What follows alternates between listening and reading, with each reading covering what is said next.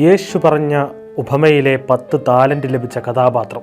Paris ഒളിമ്പിക്സിന്റെ ഡെക്കലത്തോണിൽ വെങ്കല medal ജേതാവായ Lyndon Victor തന്നെ വിശേഷിപ്പിക്കാൻ ഉപയോഗിക്കുന്ന വാക്കുകളാണിത്. ട്രാക്ക് ആൻഡ് ഫീൽഡ് മത്സര വിഭാഗത്തിലെ 10 മത്സരങ്ങൾ ചേരുന്ന മത്സരമാണ് ഡെക്കലത്തോൺ. ഡെക്കലത്തോണിൽ ജയിക്കുന്ന വ്യക്തിയെ ലോകത്തിലെ ഏറ്റവും മികച്ച അത്ലറ്റ് എന്നാണ് വിശേഷിപ്പിക്കാറുള്ളത്. ആ വിശേഷണ പ്രകാരം ലോകത്തിലെ ഏറ്റവും മികച്ച 3ാമത്തെ അത്ലറ്റാണ് കരീബിയൻ ദ്വീപുകളുടെ ഭാഗമായ ഗ്രനേഡയെ പ്രതിനിധീകരിച്ച് ഒളിമ്പിക്സിൽ പങ്കെടുക്കുന്ന ലിൻഡൻ വിക്ടർ.